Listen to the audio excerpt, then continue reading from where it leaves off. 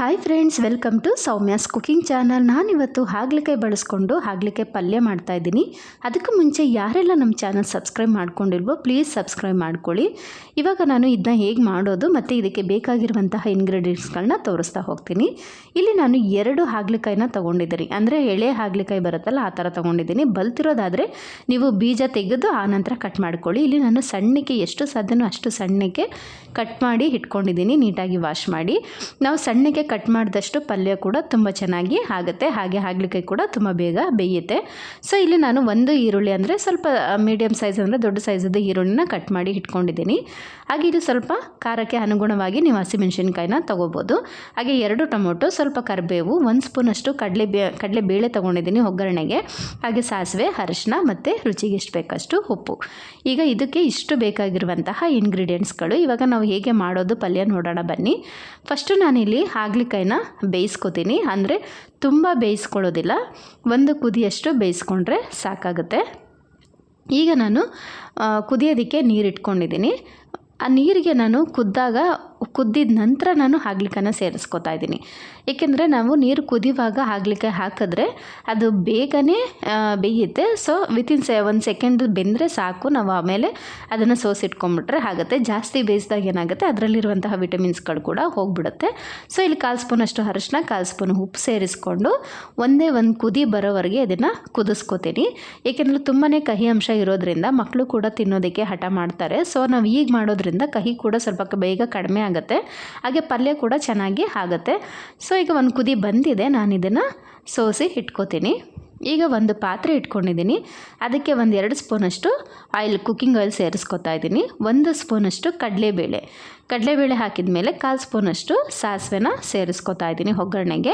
ಈಗ ಖಾರಕ್ಕೆ ನಾನು ಹಸಿಮೆಣಸಿನ್ಕಾಯಿ 4 ತೊಗೊಂಡಿದ್ದೆ. ಸೊ ಅದನ್ನು ಕೂಡ ಈಗ ಸೇರಿಸ್ಕೊಂಡು ನೀಟಾಗಿ ಫ್ರೈ ಮಾಡ್ಕೊತಾ ಇದ್ದೀನಿ. ಆನಂತರ ನಾನಿಲ್ಲಿ ಈರುಳ್ಳಿನ ತೊಗೊಂಡಿದ್ದೀನಿ. ಈರುಳ್ಳಿ ಸ್ವಲ್ಪ ದೊಡ್ಡ ಸೈಜು, ಅಂದರೆ ಸ್ವಲ್ಪ ಜಾಸ್ತಿ ತೊಗೊಂಡ್ರೆ ಚೆನ್ನಾಗಿರುತ್ತೆ ಪಲ್ಯಕ್ಕೆ. ಸೊ ಹಾಗಾಗಿ ನಾನು ಇಲ್ಲಿ ಒಂದು ದೊಡ್ಡ ಸೈಜ್ ಈರುಳ್ಳಿನ ಸಣ್ಣದಾಗಿ ಕಟ್ ಮಾಡಿ ಇಟ್ಕೊಂಡು ಅದಕ್ಕೆ ಸ್ವಲ್ಪ ಕರಿಬೇವು ಸೇರಿಸ್ಕೊಂಡಿದ್ದೀನಿ.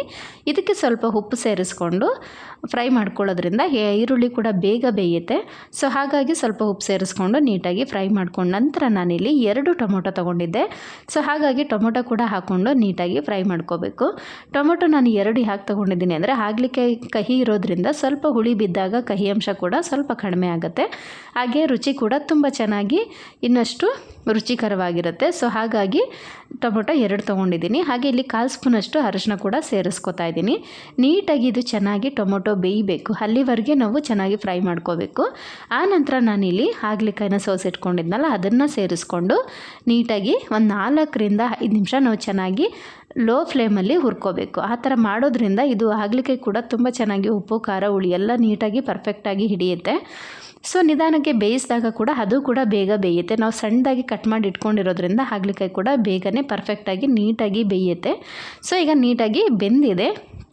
ಇದಕ್ಕೆ ನಾನು ಸ್ವಲ್ಪ ಉಪ್ಪು ಕಡಿಮೆ ಇತ್ತು. ಸೊ ಹಾಗಾಗಿ ಉಪ್ಪು ಇನ್ನೊಂದು ಸ್ವಲ್ಪ ಸೇರಿಸ್ಕೊತಾ ಇದ್ದೀನಿ. ನೀವು ಉಪ್ಪು ನೋಡಿ ಹಾಕ್ಕೊಳ್ಳಿ, ಏಕೆಂದರೆ ನಾವು ಈರುಳ್ಳಿ ಬೇಯಬೇಕಾದರೂ ಹಾಕ್ಕೊಂಡಿದ್ವಿ, ಹಾಗೆ ಹಾಗಲಕಾಯಿಗೂ ಕೂಡ ಹಾಕ್ಕೊಂಡಿದ್ವಿ.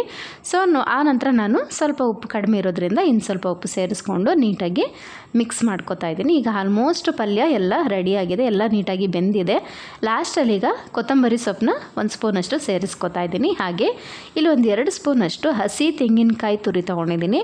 ಸೊ ಅದನ್ನು ಹಾಕ್ಕೊಂಡು ನೀಟಾಗಿ ಮಿಕ್ಸ್ ಮಾಡಿಕೊಂಡ್ರೆ ಪಲ್ಯ ರೆಡಿ ಆಗುತ್ತೆ. ಇದಂತೂ ನೀವು ಚಪಾತಿಗೆ ಅಥವಾ ಅಕ್ಕಿ ರೊಟ್ಟಿಗೆ, ಇಲ್ಲ ಅಂತಂದರೆ ನೀವು ರಸಮ್ಮು ಇಲ್ಲ ಸಿಂಪಲಾಗಿ ಏನಾದರೂ ಸಾಂಬಾರುಗಳು ಮಾಡ್ಕೊಂಡಾಗಲೂ ಕೂಡ ಒಂದು ಒಳ್ಳೆ ಸೈಡ್ ಡಿಶ್ ಆಗಿ ತುಂಬಾ ಚೆನ್ನಾಗಿರುತ್ತೆ. ಸೊ ಈಗ ಬಿಸಿ ಬಿಸಿ ಹಾಗಲಕಾಯಿ ಪಲ್ಯ ರೆಡಿಯಾಗಿದೆ. ಇವತ್ತಿನ ವ್ಲಾಗು ಕಂಪ್ಲೀಟ್ ಆಗಿದೆ ಫ್ರೆಂಡ್ಸ್. ಮತ್ತೆ ನೆಕ್ಸ್ಟ್ ವಿಡಿಯೋದಲ್ಲಿ ಸಿಗ್ತೀನಿ. Take care.